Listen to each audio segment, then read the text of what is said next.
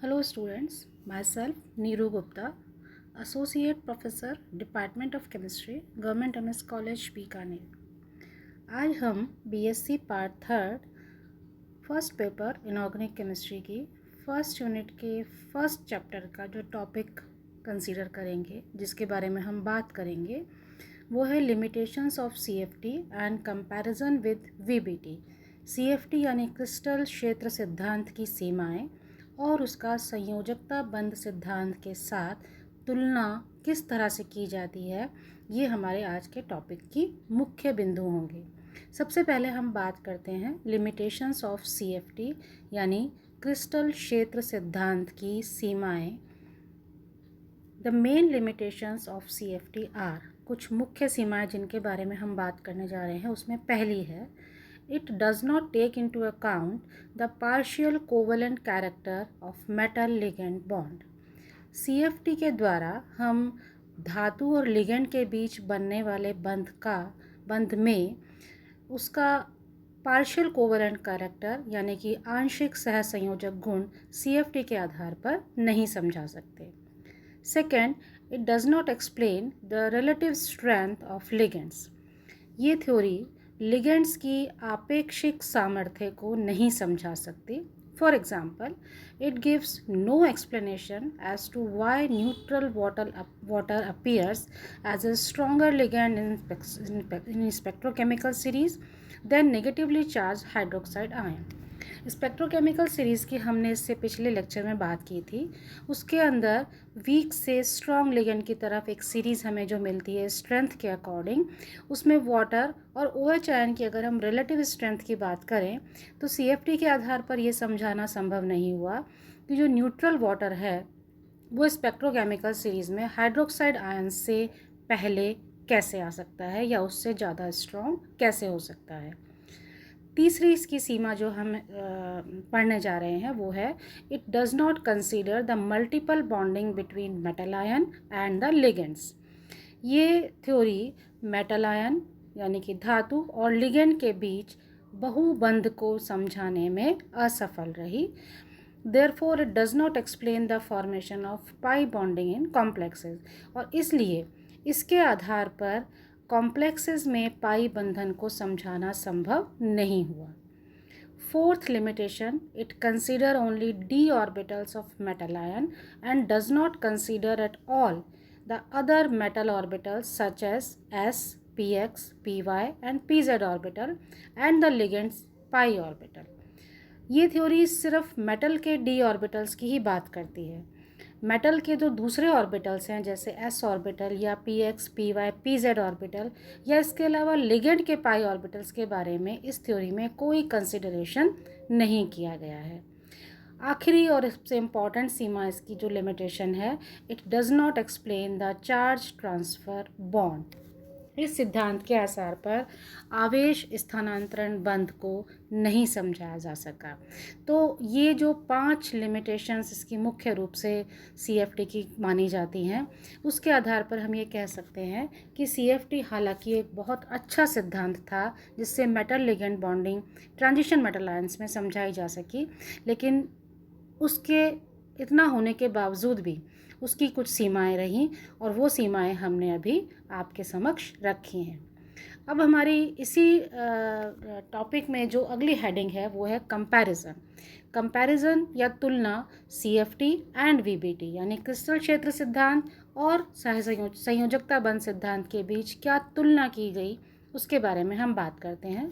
Column में हमने इस चीज़ को रखा है और इसमें आप देख रहे हैं कि सबसे पहले हम जब CFT की बात करते हैं तो सबसे इम्पॉर्टेंट जो इसका पोस्टुलेट था वो ये कि the bond between metal ion and ligand is taken as purely electrostatic, यानी CFT के अनुसार धातु और लिगेंड के बीच बनने वाला बंध पूरी तरह से स्थिर वैद्युत या वैद्युत बल था। लेकिन जब हम VBT से इसकी तुलना करते हैं तो हम देखते हैं the bond between metal ion and ligand is taken as purely covalent, जबकि VBT ये कहती है कि मेटल और लिगेंड के बीच जो बंध बनता है वो शुद्ध रूप से सहसंयोजक बंध होता है। दूसरे पॉइंट पे हम बात करेंगे, it helps to calculate the stabilisation energies of complexes due to crystal field splitting. CFT के आधार पर या CFT की सहायता से हम बनने वाले कॉम्प्लेक्सेस की स्टेबलाइजेशन एनर्जी या उनकी स्थायीकरण ऊर्जा को कैलकुलेट कर सकते हैं, उसकी गणना कर सकते हैं। लेकिन VBT में ऐसा संभव नहीं है। The concept of stabilisation energy does not exist here. VBT के आधार पर ये पॉसिबल नहीं हो सकता। तीसरे कंपैरिजन के बिंदु में हम कंसीडर करेंगे, it takes into account the splitting of d orbitals of the metal. ये थ्योरी d ऑर्बिटल्स की स्प्लिटिंग को, मेटल आयंस के d ऑर्बिटल्स की स्प्लिटिंग को समझाती है, जबकि VBT it does not takes into account the splitting of d orbitals of the metal ion. जबकि VBT में d ऑर्बिटल्स की स्प्लिटिंग के बारे में कोई बात नहीं की गई है।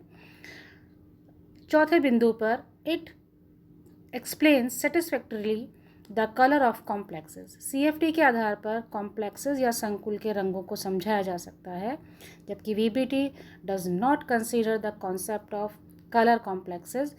And the next point is it does not consider the concept of hybridisation.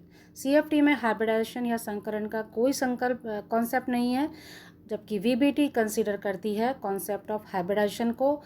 And ये जो हाइब्रिडाइजेशन है वो किसका होता है? कॉम्प्लेक्स बनने से पहले मेटल आयंस के ऑर्बिटल्स का होता है।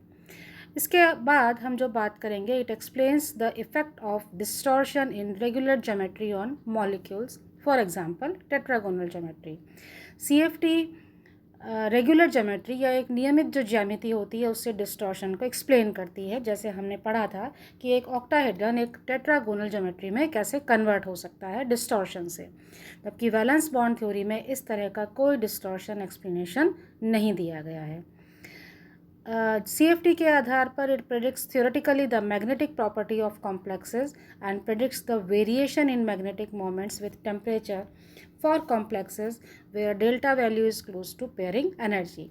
CFT के आधार पर हम कॉम्प्लेक्सेस की या संकुलों की चुंबकीय गुणों को की भी व्याख्या कर सकते हैं और ये बता सकते हैं कि ये जो मैग्नेटिक मोमेंट्स हैं, चुंबकीय आघूर्ण हैं, वो टेम्परेचर पर या तापक्रम पर किस तरह से निर्भर करते हैं या उसके आधार पर हम इनकी वैल्यू को कैसे कैलकुलेट कर सकते हैं। इसके अलावा जो डेल्टा की वैल्यू है वो पेयरिंग एनर्जी के साथ किस तरह से रिलेट करती है, CFT इसको एक्सप्लेन करती है, जबकि VBT it does not explain theoretically the number of unpaired electrons. VBT सैद्धांतिक रूप से अनपेयर्ड इलेक्ट्रॉन्स किस तरह से कैलकुलेट होंगे इसके बारे में कुछ नहीं बताती। It is unable to predict the effect of temperature on the magnetic properties of complexes. इसके अलावा जो तापक्रम आधारित प्रभाव होता है मैग्नेटिक प्रॉपर्टीज़ का कॉम्प्लेक्सेस में, उसको समझाने में भी VBT सक्सेसफुल नहीं रही। तो ये कुछ वो मुख्य बिंदु हैं जिसके आधार पर हम इन दोनों सिद्धांतों को तुलनात्मक रूप से पढ़ सकते हैं कि CFT और VBT अपनी अपनी पोस्टुलेट्स के साथ किन किन पॉइंट्स को एक्सप्लेन कर सकती हैं और किन किन पॉइंट्स को एक्सप्लेन नहीं कर सकी। तो स्टूडेंट्स, बेसिकली हमारा जो ये फर्स्ट चैप्टर था जिसमें हमने ट्रांजिशन मेटल आयन कॉम्प्लेक्सेस में CFT के बाद स्प्लिटिंग सबसे पहले ऑक्टाहेड्रल में, उसके बाद टेट्राहेड्रल में, उसके बाद स्क्वायर प्लेनर कॉम्प्लेक्सेस में, इनके बारे में बात की। वेरियस कॉम्प्लेक्सेस में हम CFSE कैसे कैलकुलेट कर सकते हैं वो कैलकुलेशन हमने देखा। उसके बाद हमने कुछ लिमिटेशंस जो अभी आज के टॉपिक में थी CFT की, उनके बारे में बात की। कंपैरिजन पढ़ा हमने दोनों थ्योरीज़ के बीच में, CFT और VBT के बीच में। तो इस चैप्टर का ये मुख्य रूप से वैसे लास्ट बिंदु था, लेकिन एक छोटा सा टॉपिक मैं आपको इसके साथ और शेयर करूंगी हमारी नेक्स्ट लेक्चर में, वो होगा colour of transition metal complexes. Till then it's thank you.